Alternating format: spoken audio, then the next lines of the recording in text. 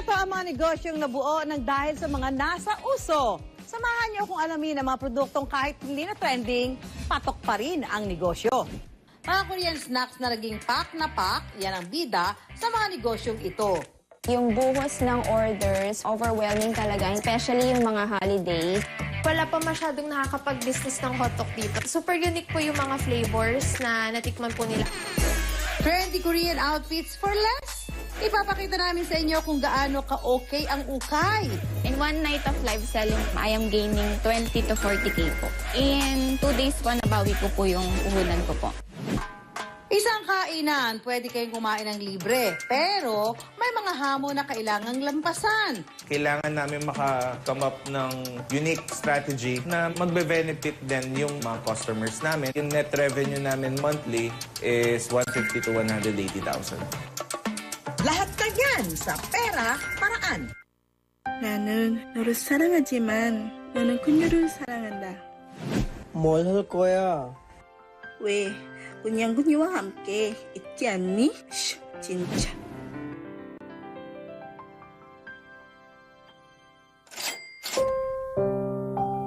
Pang-Korean drama o K-drama rin daw ang mga pangyayari sa buhay ni Ma'am Shell. Negosyante na noong pa man si Shell at ang kanyang asawang si Stephen. Nagsusupply sila ng mga pagkain sa mga school canteen. Nang itigil nila ang negosyo para magtrabaho bilang manager sa BPO company, saka naman dumating ang matinding dagok sa kanilang buhay. Taong 2015, nagkaroon ng isang malalang karamdaman si Stephen. Chronic Kidney Disease o CKD Stage 5. Ito yung labis na pagkasira ng bato kaya di na ito gumagana. Dahil kailangan ng extra income para maipagamot ang asawa, naisip nilang magnegosyo muli. At dito na nga nabuo ang Shell's Whisk. Up next, Korean corn dog na nga, aba, may choco butternut coating pa. Nakakayami naman yan, Ma'am Shi. Ito na po ang aming Choco Butternut Korean Corn Dog. Abangan, mamaya. Ito ba yung dam? Bakit ba dyan sila pumapasok?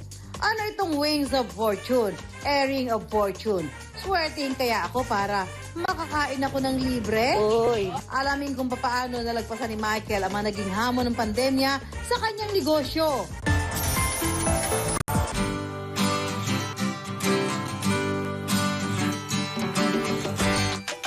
Masarap po. Legit na melt in your mouth. Rich yung chocolate and lasang-lasa mo talaga yung butternut.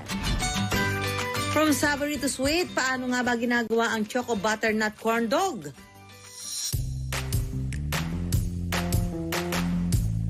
Tuturuan ko kayo kung paano gumawa ng Choco Butternut Korean Corn Dog.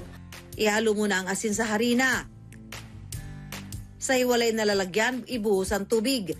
Lagyan ng yeast, pati na rin ng egg. Saka pagsabahin ng dry at wet ingredients. Hahaluin lang po natin ng mabuti para makuha natin yung right consistency.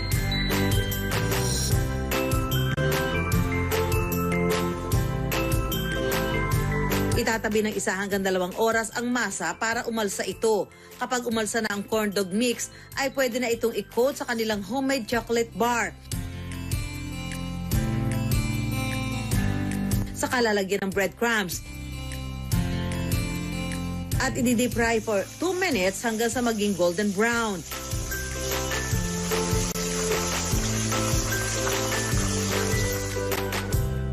And for the finale, bubudburan ito ng Choco Butternut Streusel. Ito na po ang aming Choco Butternut Korean Corn Dog. Dahil bumenta ang Choco Butternut Corn Dog, nagdagdag na rin sina Shell ng iba pang sweet flavors ng corn dog. Nariyan ng Oreo Mojo at Perfect Matcha. Ang bawat isa ay naibebenta nila ng 105 pesos. Kaya nilalari ng iba't ibang social media pages at website ang kanilang mga produkto na naging dahilan kaya dumagsa ang order sa kanila. Na-overwhelmed kami when we got featured. Hindi namin talaga ini-expect yun. So, yung yung buhos ng orders, which is overwhelming talaga. Hindi namin sila lahat ma-accommodate. Especially yung mga holidays. That's the time talaga na kumukuha kami ng additional manpower. Pero right now naman, meron naman na po kaming staff. Mula sa puhunang 2,000 piso noong 2015, ngayon ay kumikita na si Shell ng 150,000 hanggang 200,000 pesos kada buwan. Pero sa bawat tamis, kung minsan mayroon ding pait.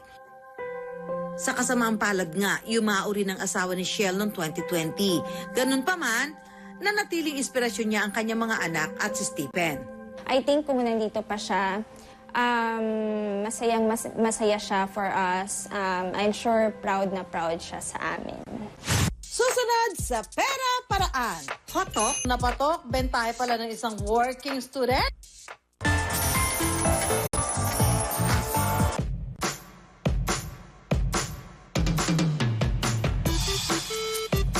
Basta usapang K-pop, certified fan ang young entrepreneur na si Andrea. Kabilang sa mga hinahangaan niya ang Korean actor na si Park Seo-joon at ang grupong BTS. In fact, nangungulekta rin siya ng iba't ibang merch ng mga ito tulad ng albums, posters, postcards at magazines. Pati nga raw ang mga paboritong K-snack ng kanyang mga idol natikman niya mismo nang magbakasyon siya sa South Korea noong 2019. Ito ang hotok o Korean sweet pancake. May hawig ito sa Negros delicacy na piyaya dahil bilog din ang hugis at may matamis na palaman. Pagbalik ni Andrea sa Pilipinas, pinag-aralan niya ang recipe nito. Ipinatikim sa pamilya at mga kaibigan at nagustuhan naman nila. Kasi po wala pa pong nakakaisip or wala pa masyadong nakakapag-business ng hotdog dito. So nag-search din po kasi ako ng mga store sa Instagram, sa Facebook, and wala pa pong nagbebenta talaga ng hotdog. Marami ang naging interesado sa kanyang produkto na binigyan na rin niya ng Filipino twist. Ilan sa best-selling hotdog flavors niya ay ang ube, cheese, chocolate at yema. Nasasarapan po sila na sinasabi na yung hotdog na natikman po nila dito muna sa Pilipinas, yun pa yung pinaka-the best. So ituturo ko ngayon sa inyo ang tamang paggawa ng sweet Korean pancake o kilalang hotdog. Una, kumuha muna tayo ng water. Ilagay din natin ang sugar, ang salt, at sunod naman ang yeast. Ilalagay din natin ang oil. Ilalagay naman natin dito ang flour. So, kailangan natin magkaroon ng fluffy consistency habang hinahalo natin siya. So, isa-set aside natin ang mixture natin ng flour for about 15 minutes. Papalamanan ang umalsang mixture ng kanilang secret cinnamon recipe at sliced bananas. Isasara ang hotdog sa pamamagitan ng pagkurot sa edges nito. Kapag siguradong wala ng butas ang hotdog, pwede na itong prituhin. So mag-wait tayo ng mga 1 to 2 minutes bago natin i-flip over yung mga hotdogs para makuha natin yung golden na texture and kulay ng ating mga Korean pancakes.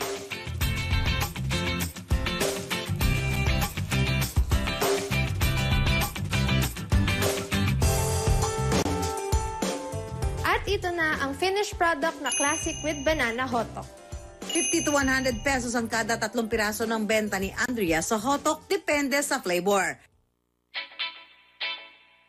Malasa siya. Lasang-lasa yung cinnamon at sugar na taste like Korean talaga.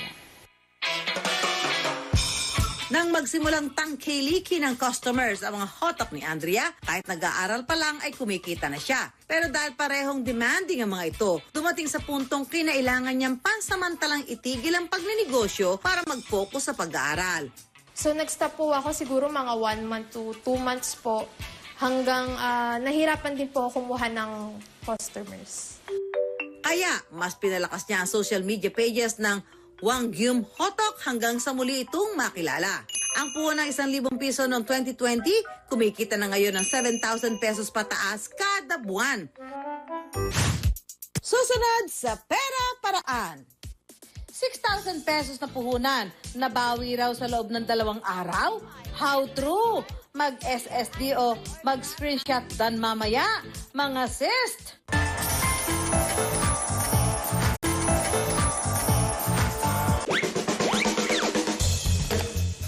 natin kung ano ang laman ng ating mga ibebenta ngayong araw na ito. Ang laman ng box na ito na kailangan ko ibenta sa araw na ito ay tantananan! Ayan! Unahin natin ang pagbebenta ng kamatis. Kamatis! Naku, malapit na ho ito mabulok, kaya ibebenta na ho namin ito na murang-mura. Mind lang ko mga sis. Ayan lang, paano lang, screenshot lang, paki-SS lang. Ang dami namang katol. Lahat na ito ibebenta ko. Uso ho ngayon ng dengue, mga kapuso. Kung wala pa ho kayong panlaman sa mga lamok sa inyong mga bahay, ito na ang inyong kasangga. Ang katol. 5 piraso. Benta ko na lang po sa inyo ng buy 1, take 4. Uy, nag-screenshot na siya. Okay, paki-page ako. Like and share na tayo mga sis. Malay nyo, baka ito na ang susunod nyong okay gandang negosyo. Ang mamshi nating si Carol, teacher sa umaga, tapos nagbabagong anyo sa gabi bilang Online seller!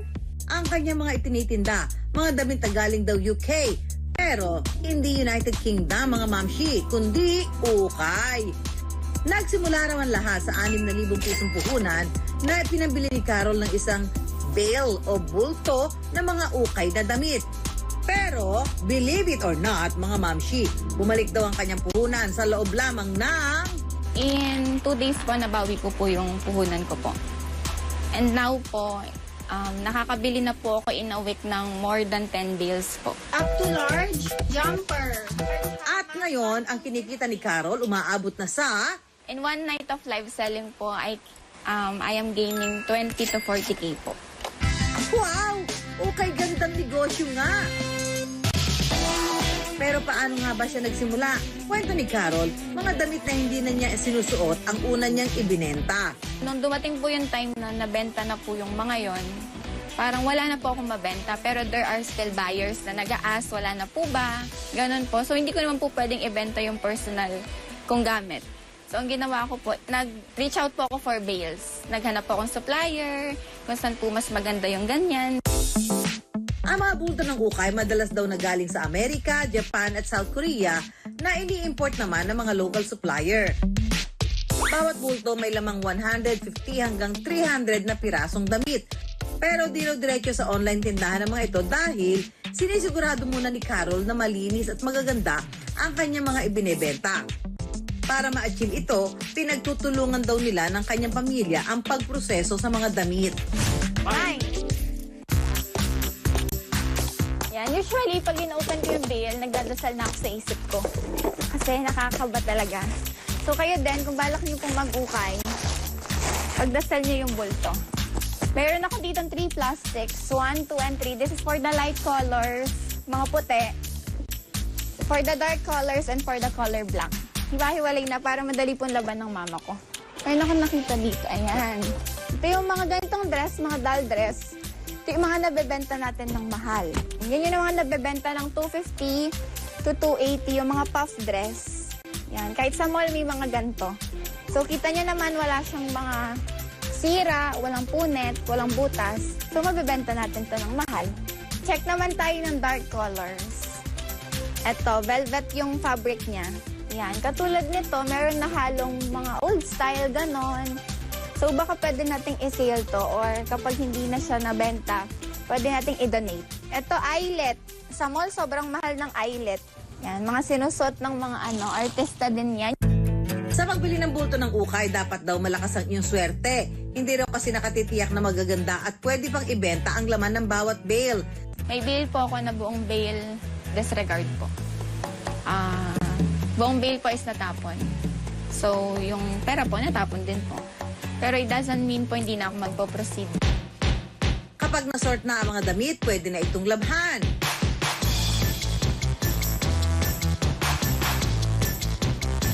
Sa paglalaba po, nakikita na rin po namin kung ano yung may mancha, may dumi, may sira, at mga kulang po na botones. Ang ilang damit dumadaan pa raw sa tinatawag na reworking para maibenta. Halimbawa, ang polo blouse na ito, mas magiging in, gagawing crop top ni Carol sa tulong ng kanyang lola.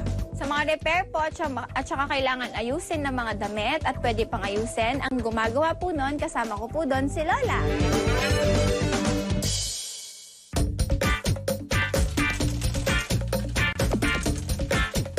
So ito na po yung result ng ni-repair ni Lola. Kanina is simple lang siya na polo pero ngayon crop top na siya. Konting planche sa damit at konting makeup kay Carol.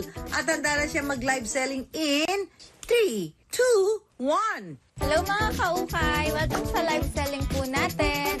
75 pesos to 250 pesos ang benta ni Carol sa mga ukay na damit. Malaking tipid lalo na ngayon nagtataasan ang mga bilihin. Pero payo ni Carol, kilatisin din daw ang mga nagbebenta. No din po the seller. Try nyo po muna ng ilang peraso. Tapos po, pag nalaman nyo po na, ay ganito pala sa ukay. Ang ganda pala ng quality ng ukay, ang mura pa. Baka po, hindi na tayo mag-mall. Garterize dito, even sa sleeves garter. Ang comment mo lang is G Apple. Yours na to ha, sis Angela. Ang lahat ng mga nabenta, babalutin at ipadadala ni Carol sa kanyang mga customer. Kapag po may kumukuha ng order or parcel dito sa bahay, ang nag-aabot po ng mga ito ay ang aking kapatid at ang aking papa. Susunod sa Pera Paraan. Ito ba yung daan? Bakit ba dyan sila pumapasok? Ano itong Wings of Fortune? Airing of Fortune. Swertihin kaya ako para makakain ako ng libre? Uy, Wala kami mapasound. Ang pamilya ni Carol, malaki raw ang pasasalamat sa pagpasok niya sa live selling ng mga ukay na damit. Napakalaking tulong, kuya. Pang-araw-araw na gastusin. Masarap na ano. May anak na marunong tumanaw ng utang na loob sa magulang. Kayo sa itinayo ninyong negosyo o kaya naman ay negosyo ng ibang mga mamshi at papshi, pues, i-flex na yan! Magpadala ng short video ng napili niyong negosyo sa aming Facebook Messenger. Kasama rito ang inyong pangalan at contact number. Baka ang inyong nominated negosyo ang susunod na ma-feature sa aming programa.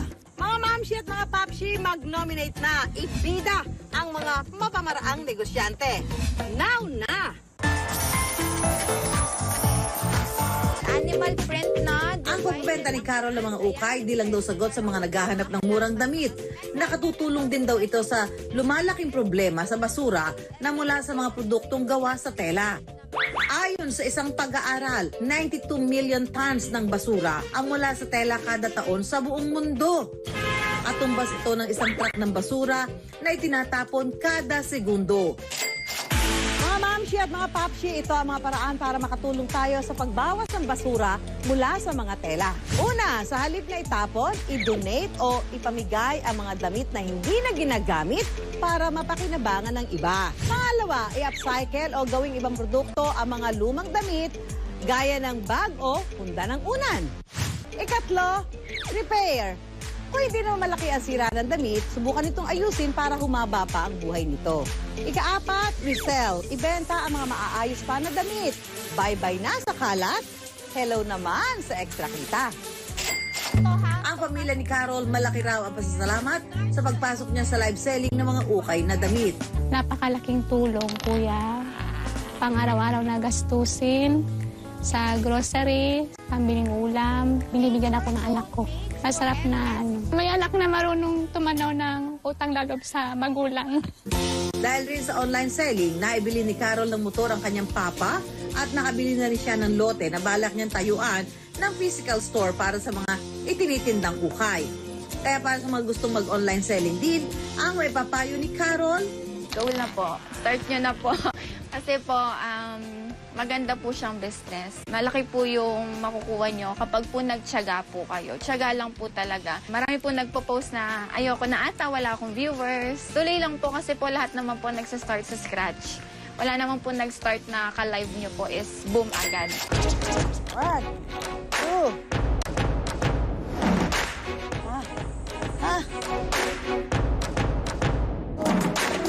Ay, nako. Andiyan na pala kayo mga mamshi. Pasensya na. Alam nyo, medyo dibdiban yung ginagawa kong paghahanda. Kasi, ang sabi sa akin, mapapasubo daw ako sa isang matinding challenge. Diyan sa isang dinarayong negosyong kainan sa Marikina. So, paano? Diyan na muna kayo, ha? Ay!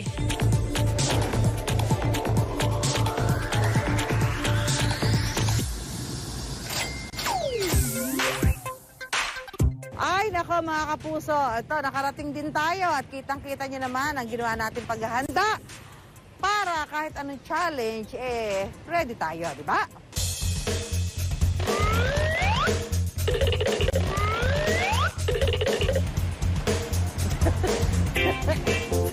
Ito ba yung dam? Bakit ba dyan sila pumapasok? Alam ko na. May multa ba doon? Ay, walang right of way. Bakit kailangan nilang dumaan sa parang butas ng karayom yung dadaanan? Papasok lang doon sa loob. Uy, hindi kasya! Bakit sila nagkasya? Ops, Ma'am Susan. Ay. Ako nga po pala si Michael Gonzalez, ang founder at owner ng Chipory brand. First of all po, ang Fit and Style Challenge natin ay open 15 years old pataas po. Then kung ano pong unang bar na mahawakan nyo, that's it. Yun na po ang kailangan yung pasukan po. Ay, ganun ba yan? Then meron po tayong 5, 10, and 100% discount. So if ever na makapasok po kayo dito, may 100% discount po kayo in all meal na pipiliin nyo po. Talaga? Walang babayaran? Yes po. Saan kaya tayo makakalusot dito? Kung kinaya nila, hindi tayo papahuli mga mamshi. Anong discount kaya ang babagay sa aking na-achieve na body figure? Abangan!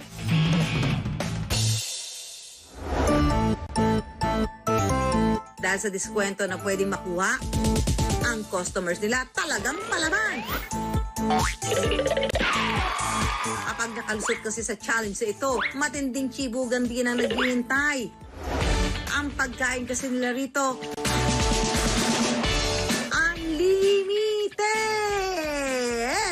Kailangan namin maka-come up ng unique strategy na magbe-benefit din yung mga customers namin and at the same time, maka-create ng marketing impact. Hinanap lang namin yung advantage namin, yung wala pa sa merkado.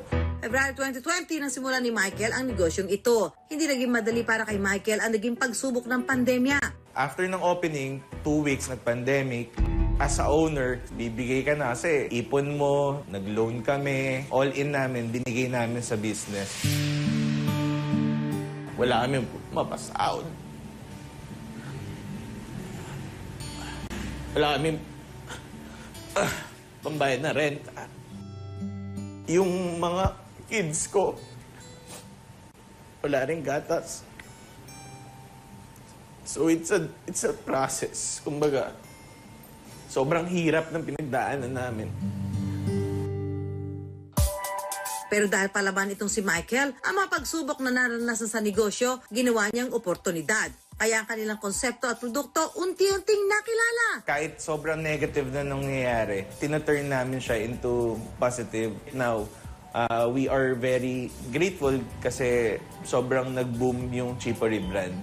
Maliban sa Fit and Style, isa pang interactive spot sa kanilang kainan ang Wing of Fortune. Yung Wing of Fortune naman namin, it's parang like ruleta na iikot mo, then may certain discount, may free.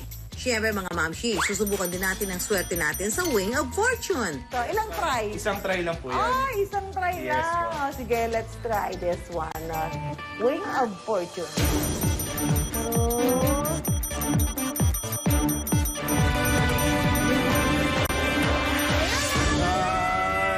Congratulations for 5% discount na. This is the better luck next time. Pero teka, mga mamshi, may nakita pa ako rito. So ito din, 3 feet below. Free of charge? 3 feet, Ma'am Susan, this is for kids po. kids. Yes po. Ay, di ang at heart. Pero di naman tayo nagpunta rito para lang subukan ng swerte. Ang talagang pakay natin, chibugan. Ang aking next challenge, mukbang! Okay, matapos ang ating mga interactive challenge dito sa Chipory, ito na ang totoong challenge. Gusto niya ubusin ko itong nasa harapan ko. Gusto ko ubusin, hindi ko alam kung ano ang aking uunahin. Kainan na! Kuha natin itong... Ay, ang lambot. Ang lambot ng kanilang ribs. Parang 2 linggong inilaga. Ang sarap. Chicken. Ang chicken niya, mataba pa. Masarap kasi malambot yung laman. Pero gusto ko tikman itong rice. Mexican rice talaga. Ang sarap, para kung nasa Mexico. Ang anghang lang. Kahit manghang, masarap ha. Ulitin ko pa. Mahina ako sa maanghang, pero masarap to. Alam mo, ang laki ng burger nila, oh. Nalulula ako sa dami ng laman, oh. Dapat pag pumunta ka dito, gutom na gutom ka para talagang uubusin mo sila lahat. Kasi masarap siya lahat. Malasa. Nako, pag pumasok ka dito, pilitin nyo makagkasya kayo sa 100%. Dahil paglabas nyo, hindi na kayo kasya doon sa 5%. Masarap. Oh. Ha, nabusog ako. Tingin nga ulit ng Mexican chicken. Oh my God. Ang negosyo nagsimula sa sariling sikap ni Michael at ng kanyang fiancé, ilang beses nang nag-level up mula noong 2019. Umabot kami ng 15 branches nationwide. One of our investment is people. We value people. Nag-start kami ng fiancé ko, kami lang. Ako yung cook, siya yung cashier waitress, then nag-hire lang kami na isa. But right now, parang nakaka-create kami ng more job and opportunity. Sinubok man si Michael ng sinimula ng kanyang negosyo, sulit naman daw ang naging balik nito. Nagkaroon kami ng commissary, nagkaroon kami ng storage, nagkaroon din kami ng delivery logistic. Sobrang grateful kami as one company. At kung kita naman kada branch ang pag-uusapan. Yung net revenue namin monthly is 150 to 180,000. Dahil busog na tayo mga mamshi, moment of truth! Kung may deal reveal, hindi naman ako papayag na walang discount reveal. Dito natin malalaman kung sulit nga ba ang mga naging paghahanda ko. Dito para malabo, para mga bagong panganak lang ang pwede dito eh. Kasi dito parang... Daka, may sabit! Hindi ka na pahihirapan ng sarili ko. Dito na tayo sa 5%. Pwede na? Dito! Oh, ha mga mamshi, ang total ng discount ko, 10%. Not bad. Mga mamshi, ang pagsubok sa bawat negosyo, nandyan palagi. Kaya ang payo ni Michael, You need to know your passion kasi mahirap pasukin yung isang bagay kung di ka very passionate sa bagay na yun. Kahit anong struggle na mangyari, huwag kang bibigay. Okay magpahinga pero huwag kang susuko. ika nga ng marami, pagsubok lamang yan, kayang-kayang lampasan. Pagdating sa negosyo, diskarte at tibay ng loob ang kailangan para pagdating sa huli, sulit ang lahat ng iyong pinagdaanan at pinaghirapan. Kaya lagi tandaan, pera lang yan, kayang-kayang gawa ng paraan. Hanggang sa susunod na Sabado, 10:45 ng umaga dito sa GMA. Ako po si Susan Enriquez para sa Pera Paraan.